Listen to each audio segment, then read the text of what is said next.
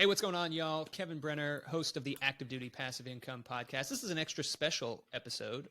One, because if you're listening to this on the podcast, that's awesome. You're listening to the podcast, you're going to get a ton of value. But two, if you're a member of the Military Short-Term Rental Academy, we are going to throw this video in the bonus content section because we're going to be talking a lot of short-term rental things, and it's going to get you hyper-focused on different strategies that you can use and employ to make your short-term rentals more profitable, or to get you thinking outside of the box with short-term rentals and understanding that, guess what? A short-term rental can be a sailboat. Oh, yeah. Yeah, exactly. Our guest here, Mike Henrie, is going to talk about how he did all of this, and he is doing all of this while on active duty, while traveling and TDYing, probably more than any military member I know because of his niche job. And, you know, he has all the excuses in the world not to be doing the stuff that he does and not to be setting up all the businesses that he has set up.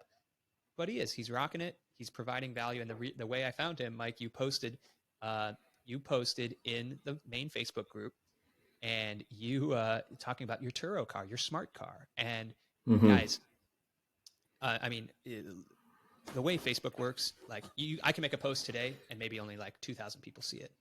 Mike made a post and 38,000 people saw it. That's how Wow. that's how much engagement. That's because people were just captivated by this Turo rental car thing that you did with the smart car. And they were commenting, and it was incredible. It was super high engaging. So Mike, thank you for contributing that, because I bet you changed a lot of people's lives just with that one post. That's the power of posting. But also, like, it's super cool, and we're going to talk about it. But before we do any of that, Mike, can you please introduce yourself to everyone? Well, yeah, first of all, Kevin, thanks for having me on. This is really cool. I'm used to being in front of the public, but not in a one-on-one situation like this. So my actual job in the Air Force, I play the drums in the Air Force band.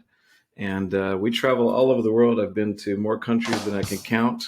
Yeah, nice. That's my contribution for the drums. Nice. Well, see, I should have done this upstairs in the studio so we could see the drums behind me. But so that's what I've done. In fact, I've done that for many, many years, 19 years in the Air Force. I used to teach college. I met my wife, and we graduated from Brigham Young University in Utah. And then I was teaching college in the local area as an adjunct professor and playing music and recording, things like radio commercials. And do you remember the show Xena and the Warrior Princess? I used to record the soundtrack for that. But I would play in the summers at Sundance with Robert Redford, and I even got to hang out for a whole summer with Christopher Lloyd from Back to the Future. And oh yeah, it was a lot of fun. And in fact, on the morning of September 11th, I was playing for the Wayne Brady show, and the world changed, and the music industry changed. What I wanted to do with music changed, and that's really what catapulted in my career a change to start playing music for the Air Force. So that's kind of the shortened version of how I got to the military. And one of the 25 reasons that I ended up joining the Air Force to play music for the Air Force is they moved us from Utah to Georgia. I'm not a big fan of Georgia, right? Dadgum. But there you go. But the nice thing about that is that it was only about 5 hours from some property that I had grown up playing on as a child. My mother lived in Western North Carolina and grew up back when there was no running water or electricity, and the toilet was literally a seat over the creek, and always running water, right? It was wonderful. But I never knew that. I only knew it years and years later when we went to go visit my uncles. And we would take BB guns and go run up in the mountains and shoot squirrels and birds. And, sorry to all the PETA people out there, but it was a boy's dream. I mean, we just loved it. It was amazing. And I remember on one hike, my dad took us up to the top of the mountain, and he said, look at this view. He said, this is $1 million view. And he says, when I grew up in Utah, the rich people had homes up on the mountains, and they had the view, and the poor and middle class had homes in the valley, and they would always look up at the homes up in the mountains, right? And here we are, there's absolutely no homes that we could even see. This was, in the early 80s. And we looked out and just this absolute beautiful place. It's in western North Carolina. Our property borders the Nantahala National Forest. Yep. And I just remember those talks with my dad and growing up and playing with those, just running around in the mountains, having a lot of fun, whitewater rafting on the Nantahala River and things like that. And then, when it came time for us to join the military, one of the selling points was that we could be closer to that property because we wanted to develop it. Uh-huh. And I had saved some money through my music ventures, and I approached my dad and I says, "Hey, Dad, I'm ready to start building.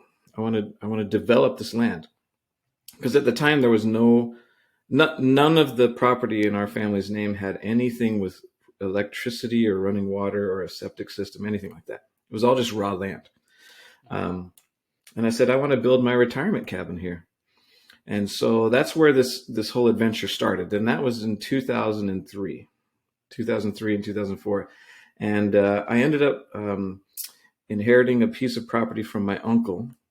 And we paid to have it transferred into our name, the whole legal system part.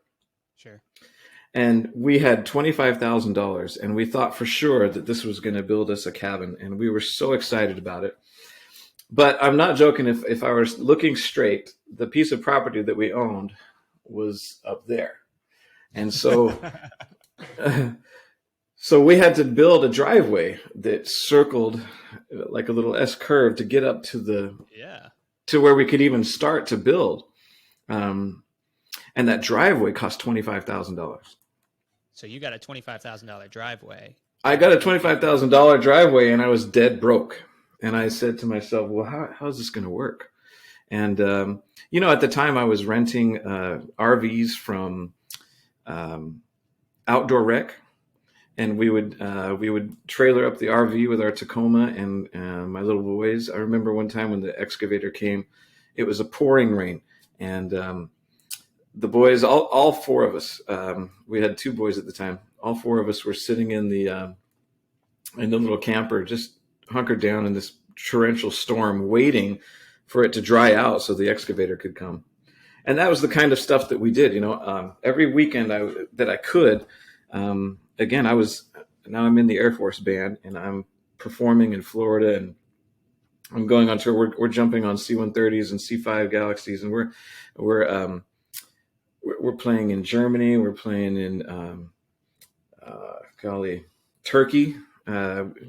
We drove up and down the south, and I even flew back to Utah and did a few concerts with the Tabernacle Choir with the Air Force Band. And all this time, I'm still trying to coordinate building this first cabin, right? This retirement cabin. This retirement cabin as an E3. Yeah.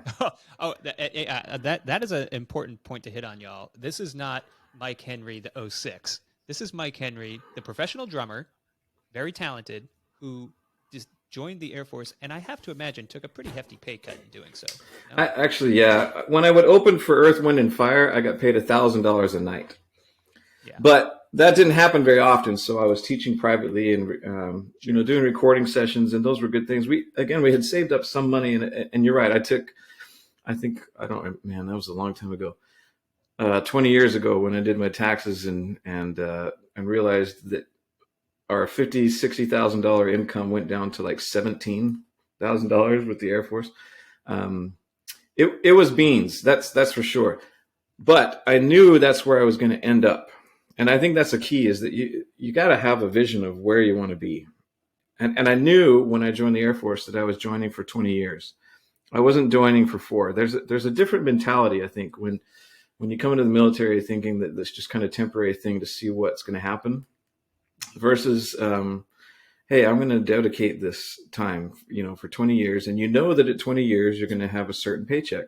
And I looked around even though I have a master's degree and I was teaching college and I've got all this education and experience, I'm an E3. just like every other master's degree and bachelor's degree and doctorate degree holding musician in the Air Force. The officer is allowed to, I mean, there's only one officer in the band. So anyways, I ran out of money, $25,000, the driveway's down, and we didn't have anything except a place to go camping. And I said, well, we need to build the cabin. So the only way that we could do it was to leverage debt.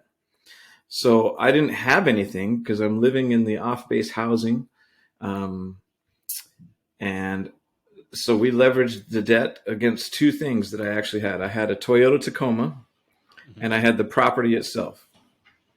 And so the value, consider the assets. That's all I had. This is my company, this is my assets. I got a truck and a piece of land with a sweet driveway. And a sweet drum set. I had a sweet drum set, but they wouldn't let me put that on the asset list, right? I don't know why. Yeah, there's more gold on my drum set than on my wife's ring, which is, anyways.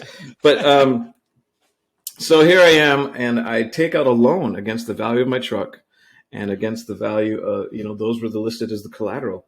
And with that loan, we bought what is called a park model RV.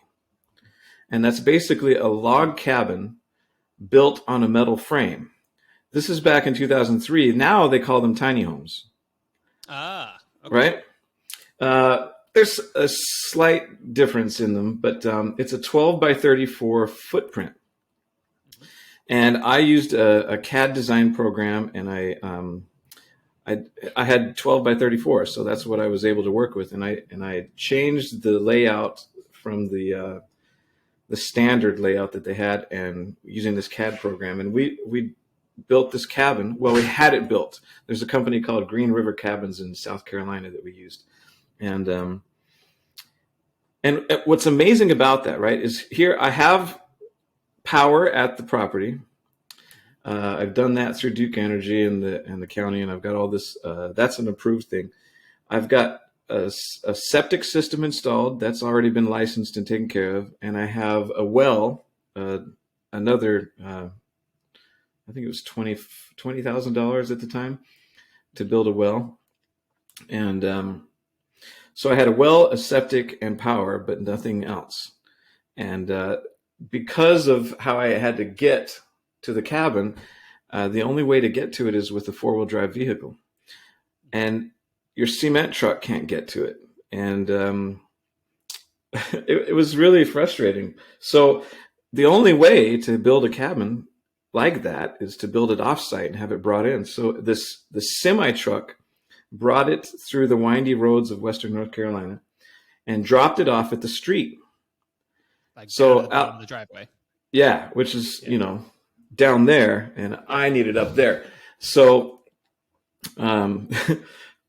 it's Western North Carolina. So I said, hey, do you know anybody with a bulldozer?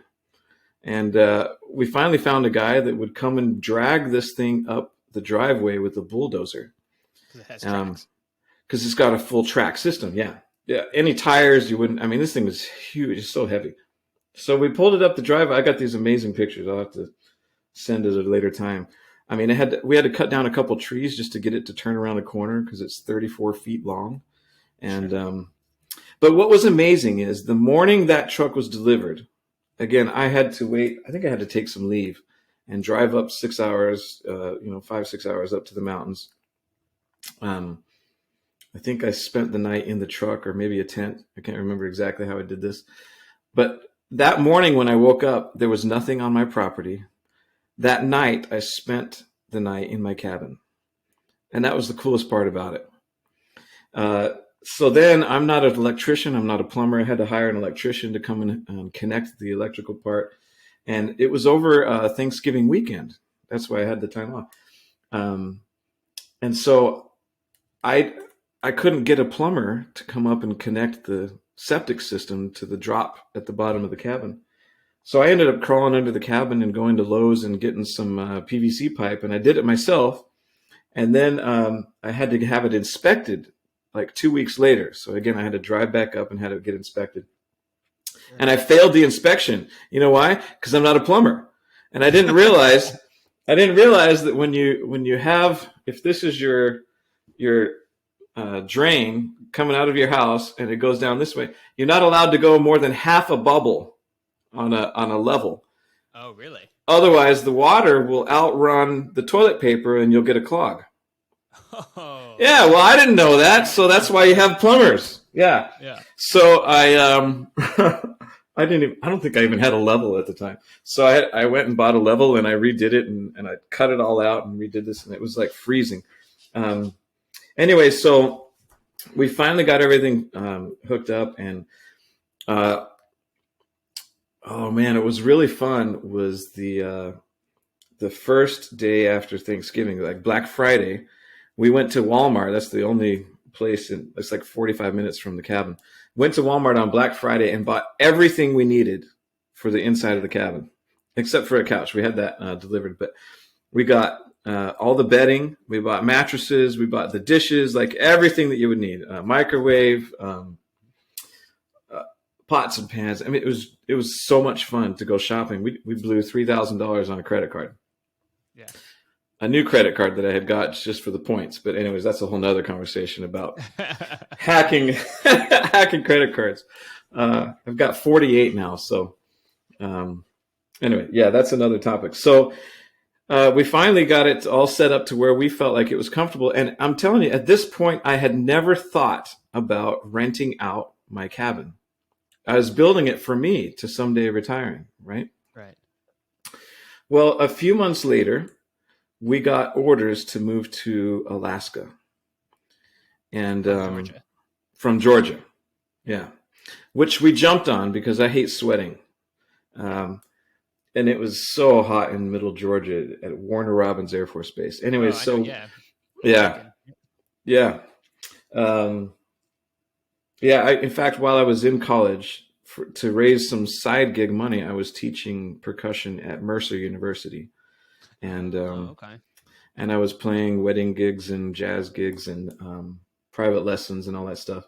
And in fact, I also had to sell one of my cars, and I started riding a bicycle to work so that I could, pay some of these loans that we were having, because it was all based on my E3 income. Right.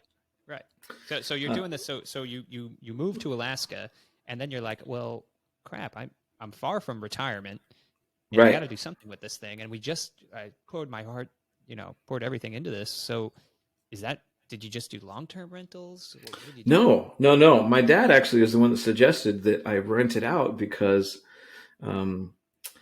if you leave a place empty, that's when you get, like, it'll just fall apart, right? Nature will take over.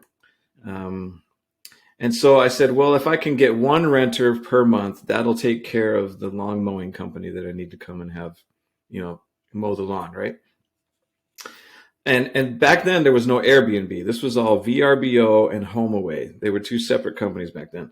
And so every guest would call me on the telephone or email me, and I would have to email them directly. And then there was a little senior couple that lived in a nearby town that we would hire to clean the cabin. And this was an old, a good old boy. And so every time I'd call him, I'd say, hey, how you doing, Mr. Adams? And he'd say, Michael, how are you doing up there in Alaska? And I'm telling you, it was a 25 or 30-minute conversation. And all I needed was, Mr. Adams, can you clean next Friday? Right? And that was it. And so it was a terrible way to run a business, right?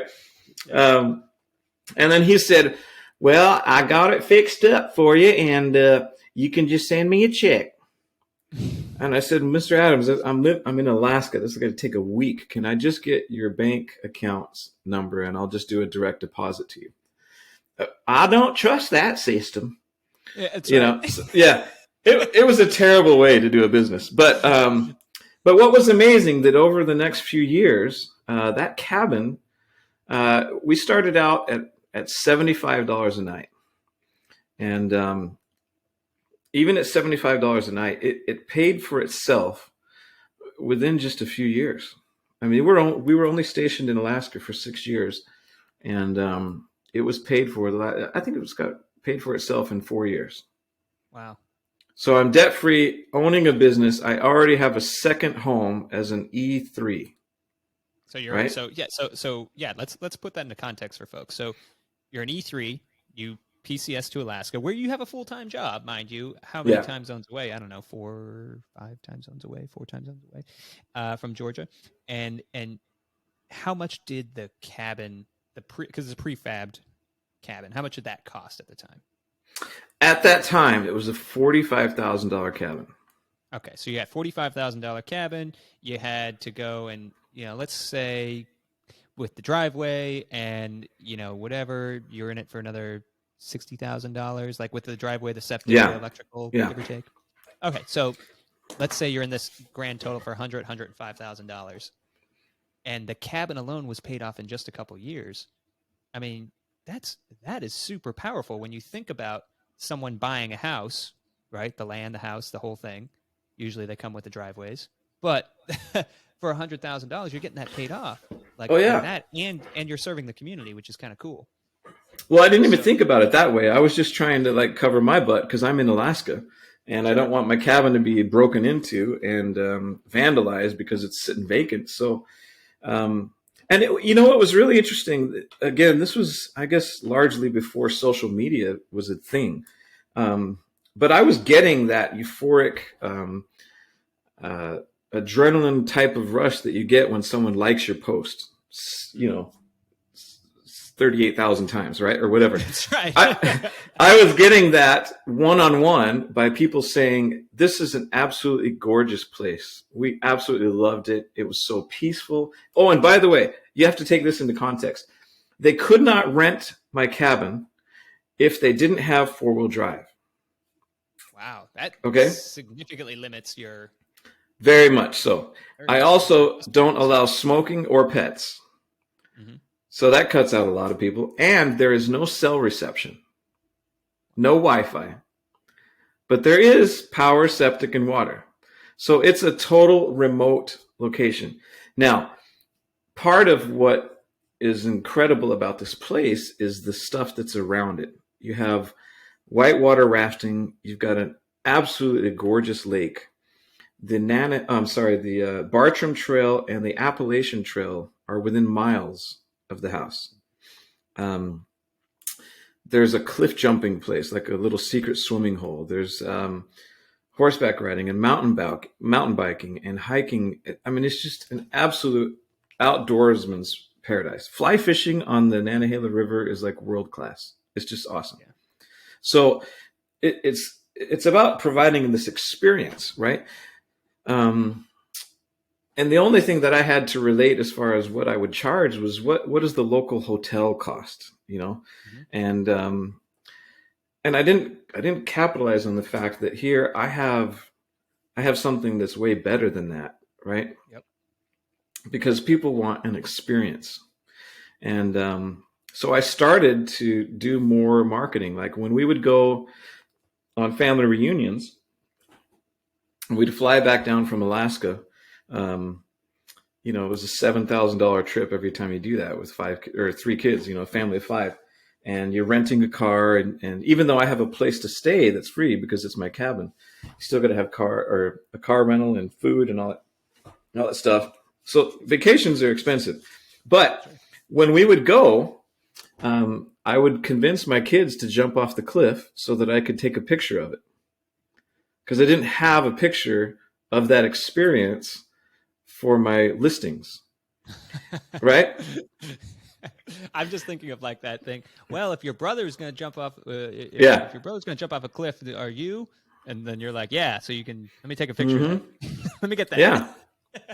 And so we would rent a pontoon boat, and we would go on the pontoon boat and take some pictures of that experience. And we would find the rope swing, and I would convince my sister or my brother or my wife to jump off the rope swing so I could take a picture of it.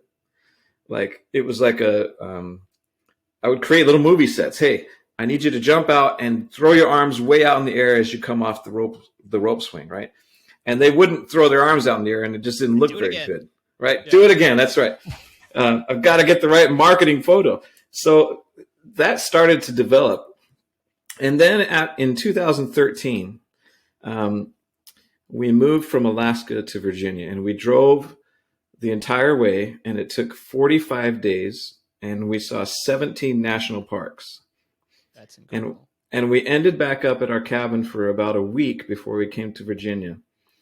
And I said, the thing that separates this cabin from all the other Airbnb listings is it's the only one on this entire mountain.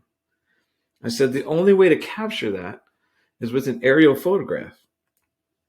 And I had hired a friend of mine that was a pilot to drive, to fly me over it. And I took a zoom camera and I tried to get as close as I could, but he wasn't comfortable in flying like right down low enough.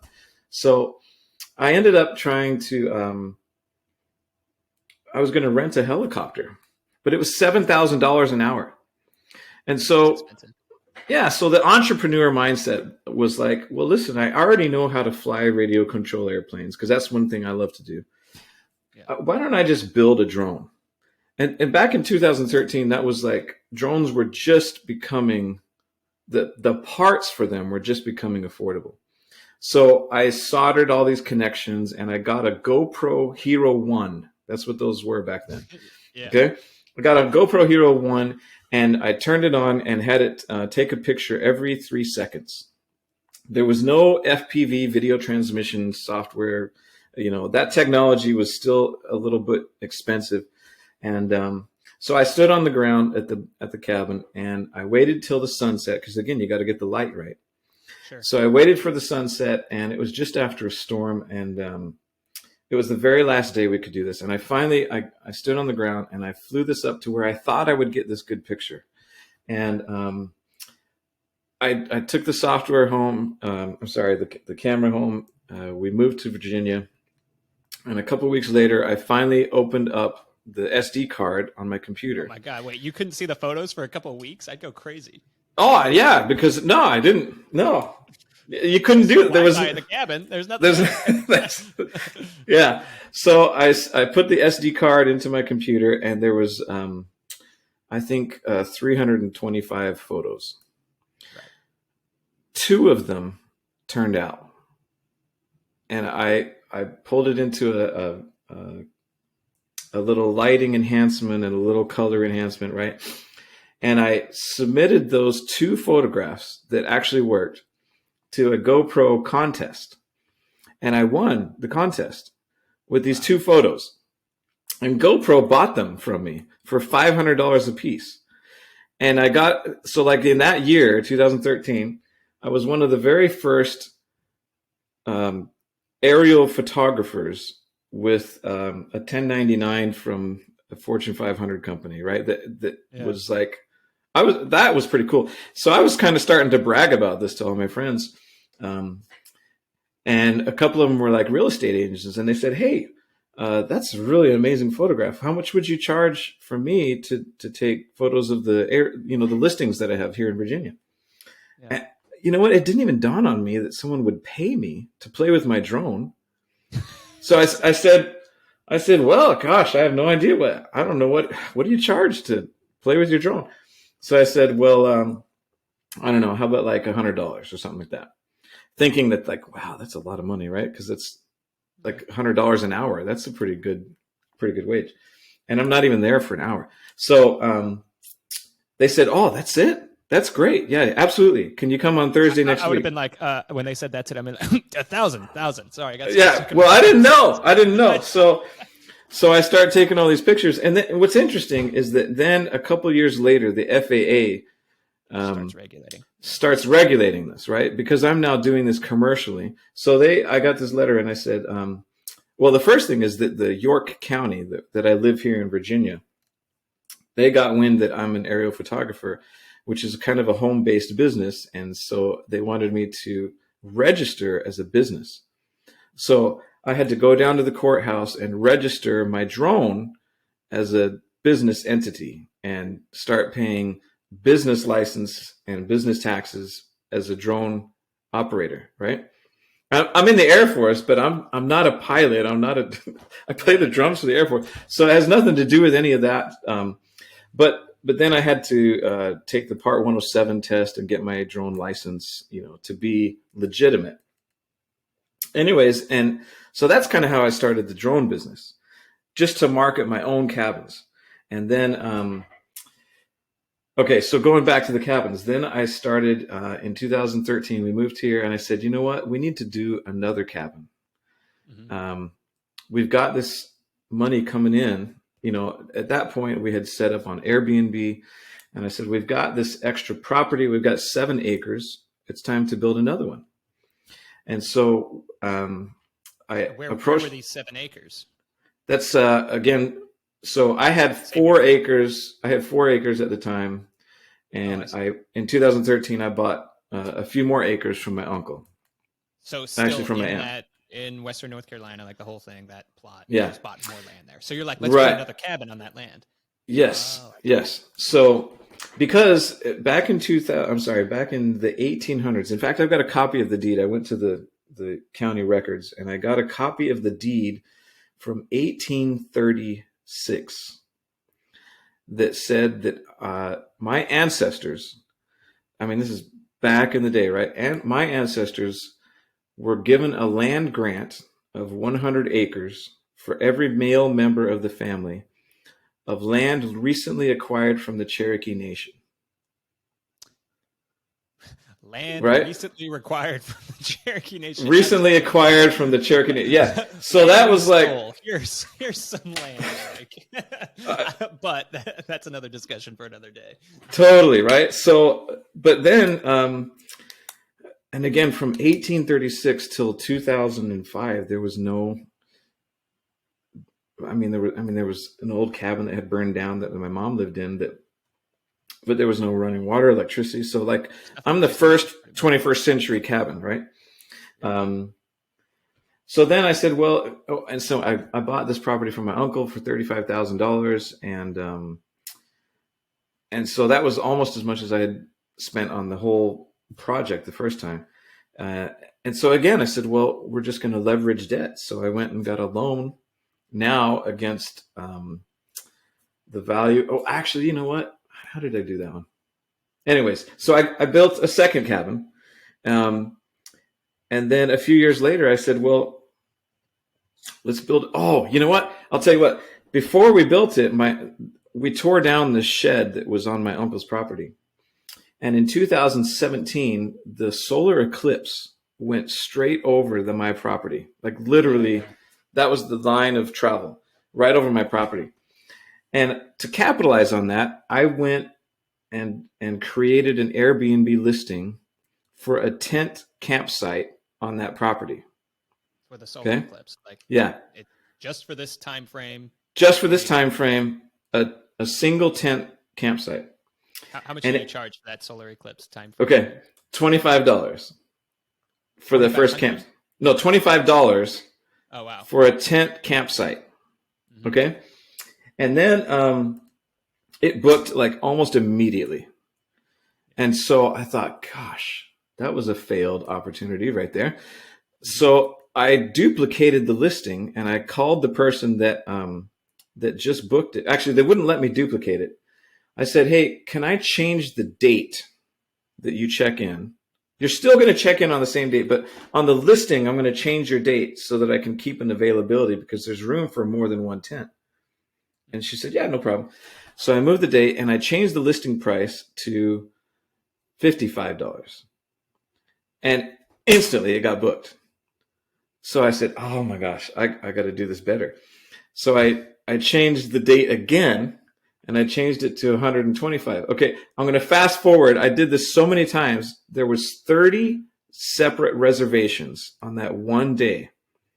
The last one I charged $350. Wow.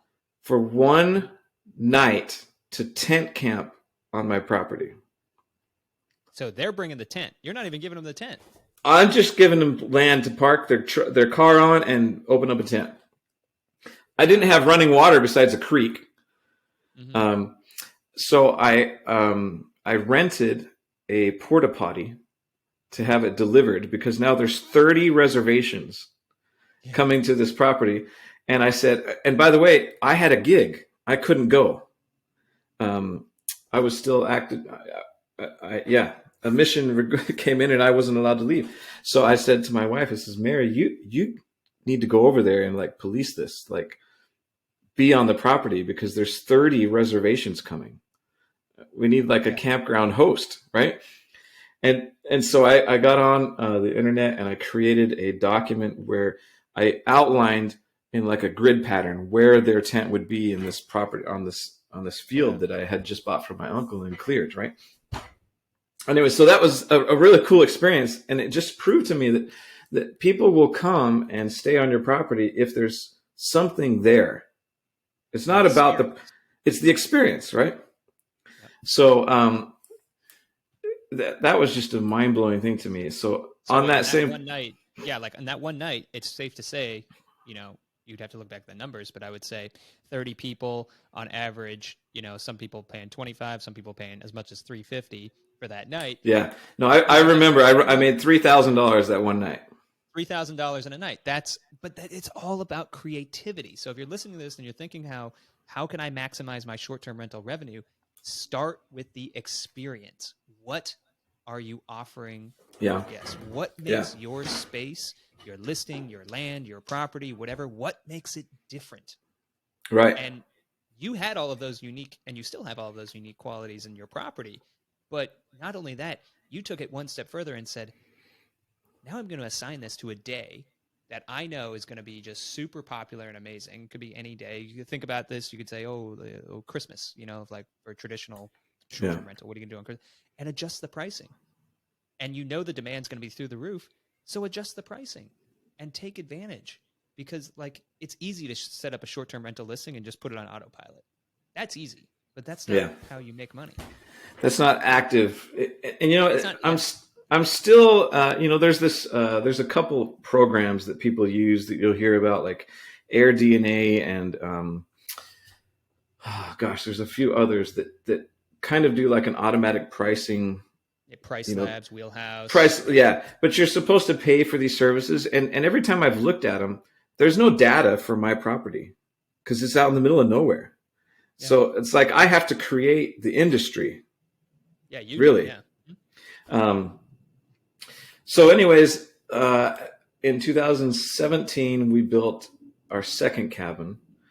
And in 2019, we built a third one. And that one was a true tiny home. There's this company called Escape. And at the time, there was an article I read. Again, I'm on the bus on the way to some performance. I don't know, maybe we were playing, going up to the White House to play for the inauguration. I can't remember what we were playing for. But on the bus, I'm reading articles. And one of those articles was about a company called Escape that did a rental program where they would deliver you a tiny home and you would give them 40% of the proceeds and you would keep 60%. You would run the whole listing, but you would use basically a lease of this tiny home. And so that's how I started communicating with this company. And in the process, I got so frustrated by their communication and the process. I said, I'm just going to buy it outright. I don't want to worry about this whole 60-40 split thing, this whole marketing contract, all this, right? So I just bought the cabin outright. Again, I think I went and got a loan from the local bank, a little credit union locally. And so I had this thing delivered. I took leave. I drove over, met them. And we set it up, and it's a true tiny home, and which was really frustrating because a lot of the tiny home stuff is built under the RV systems. So there was an RV propane heater. Well, as it traveled from Minnesota to North Carolina, that RV system developed a leak, and so I get phone calls at 10 o'clock, 11 o'clock at night from my guests saying, hey, the propane is beeping. Like, what do I do? Right. I'm like, well, if it's propane, you need to shut it off and open up the windows, let it air out. If you're getting a headache. I mean, I was worried people are going to die in my cabin because of this. Right. So I said, we got to rip. up in the middle of the night. All right. So I said, we got to rip this out. So as soon as I could, I hired a local handyman in that area, and he ripped out the RV propane heater, and we installed a mini split, because the mini split that came with the cabin developed a leak. So I had to buy another mini split. So there's all this stuff that happens, right? And I'm getting these messages like during sound check. I'm in Boston. I'm in Boston getting ready to play a show, and I'm getting these messages. Hey, I got to be here at this time. It's kind of been frustrating in that aspect. But I was doing it. I was able to do it. I'm not a builder. I'm not an electrician. I'm definitely not a plumber. I'm pretty good with a phone call, though. I can call the contractors and coordinate the times, and then I've had to learn to just rely on some of these people that are crucial to your business, like your cleaning team and your maintenance guys. Absolutely crucial to your business. And again, it's once you have it in place, then it's about marketing and developing that experience. So again, in the beginning, I was emailing every time some guest was writing to me asking, hey, do you have a coffee pot? Well, I'm a member of the Church of Jesus Christ of Latter-day Saints. I don't drink coffee, but I know that most people do, so I provide a coffee maker, right? Is there firewood? Well, hey, you're welcome to get any wood that you see in the woods, but you're not going on vacation to be a lumberjack. So we recommend that you stop and pick up a bundle of dry wood at the grocery store on the way up, right? Well, how many times do I need to say that message before I create a template and just copy and paste it, right? So, and these companies like Airbnb and VRBO, they realize that, so they develop that into their messaging system. So, and I've been communicating with Airbnb as a super host from the time that I signed up, almost a decade ago, about some of the things that they need to improve on their platform. And they've taken those suggestions, and that's one of them, right? Is this automatic messaging, to where Yes. I do literally, I tease my friends about this now. In order for me to play a side gig in the air, outside the Air Force, I have to tear down my drums. That takes an hour. I got to load them into my truck and drive to the gig. That's an hour. Then I got to set them up at the show. That's another hour. Then I play a 2-hour show or 3-hour show, and then another hour. It's to tear them down and get them home. That's an 8-hour day for $200 or $300, right? Yeah. But a message comes to my phone, a notification that someone wants to book my cabin for $200 a night. I look at the notification. I reply with a pre-made template. I message my cleaning team about the date that it needs to be cleaned. And I go to my Google Calendar on my phone and put it in as that's the date, and this is the person that's staying there. And it takes me less than a minute and a half. And I get the same amount of money that I would for an 8-hour day. It blew me away. And so I said, well, let's just do another one. So in 2021, we bought a lake house for $900,000. And as part of that experience, you've got to be on the water. So it came with a dock, but there was nothing at the dock. So I said, well, part of that experience has got to be a pontoon boat. So I bought a pontoon boat on Facebook Marketplace, and I tested it out here in Virginia, and then I hauled it up, 10 hours to the cabin, and parked my truck and drove it across the lake, and then hitched a ride. My wife came up in a separate car to drive me back. Actually, she came in the truck. She drove around. Anyway, so it was delivering the pontoon boat, which is now available to rent at the cabin for an additional $225 a day. Wow. So I've got So how do you have that set up? So the cabin is a mansion, and it's got 3 levels with beautiful decks. And all of my cabins now have hot tubs on them. And so as they walk down the decks, and we got some LED lights to go down the ramps and put lights on the decks. And it's about creating this. Okay, when someone looks through Airbnb, they're saying, hey, I'm going to be in this area. And they say, search for this area this time, right?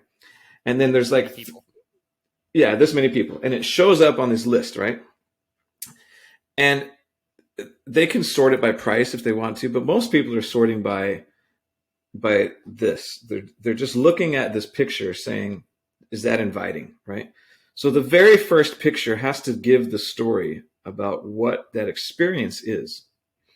So I had to, again, use the drone to take the picture from the lake, looking at the house with the pontoon boat in the water, Yes. right? There is a beautiful view inside the cabin looking out at the lake, but you don't see the dock with the pontoon boat, right? So that's fourth or fifth or sixth picture in. Sometimes I'll change the listing picture to be a picture of the view from behind the hot tub, and I've hired some models to be in the hot tub so that they look over and see the view. You can have a picture of the hot tub with the view, but if you don't have a model in it, then it's just kind of boring. Yeah. Right. Same thing. You can have a picture of a rope swing, but unless you got somebody flailing their arms as they're about to fall in the water, it just doesn't have the experience, it's not right? the experience. Yeah. And yeah. This is like this marketing that you're talking about. This is how you set your listing. It's really what you're doing is you're matching up your listing with the experience that you're offering, which then sets the perceived value in someone's head to the actual value that you're charging, because there is a huge, and people don't get this, there is a massive discrepancy between price and value. And that's just how basic economics works. But in your head, if you can match that perceived value to the actual value that they're getting by going to your cabin, getting to be on a pontoon boat and renting it, so that when they leave after spending a week in Mike's cabin and they say, oh my God, that was so much fun. That was incredible. And it was a pretty good deal. Mm-hmm. That is how you get return customers. Oh, absolutely. Yeah. One of the crazy things, I took the concept of renting out my stuff and I started to apply it to everything that I own. One that is one of my favorites to talk about is I was mountain biking here recently. A couple of years ago now. I was mountain biking and I took a jump and I landed wrong and I crashed and did the Superman thing and I broke my ribs and punctured my lung. Wow. And I went to the hospital and then I had to sit at home for a week in a chair and I could barely breathe and I couldn't do anything. And I'm this active person. I got to go out and do stuff. So I'm sitting in this chair and I said to myself, well, I can't do anything. I might as well start a business. So I love that.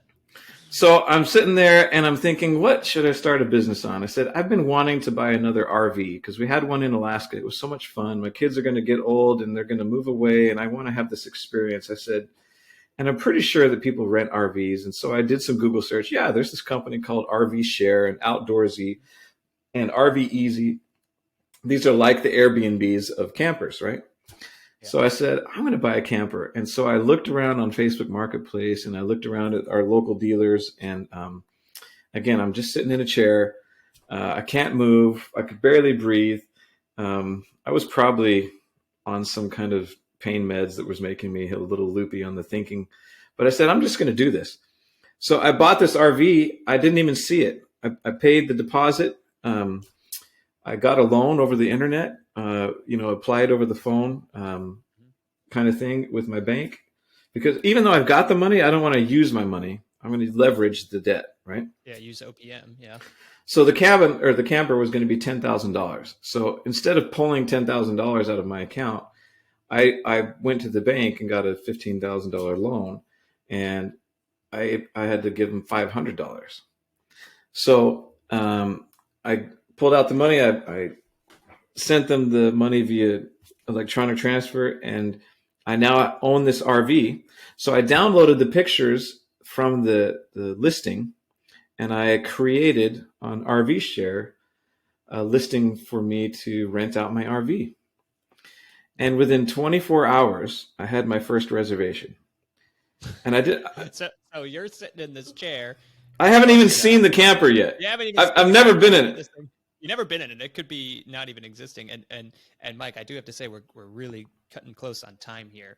Okay. But I do want to hear the end of the story. So I downloaded these photos. I created the listing, and I didn't know what to charge. Again, what's the market for an RV? So I charged the first guest $75. And immediately after that first guest made the reservation, I changed it to 85. And immediately after the 85, I changed it to 95. Campground reservation thing. Campground reservation tool, yeah. And there was 17 reservations within the course of a week, all through the summer.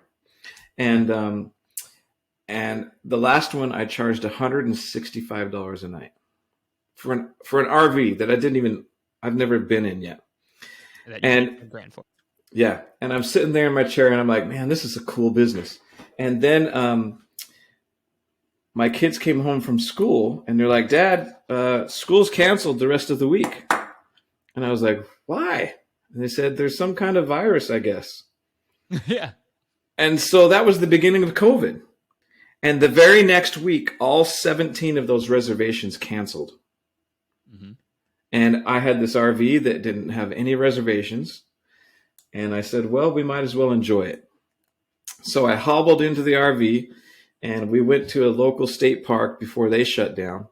And I stayed one night in the RV and I said, this is ugly. This is hideous. I said, we need to HGTV this thing, right? So I told my wife, we're going to renovate this.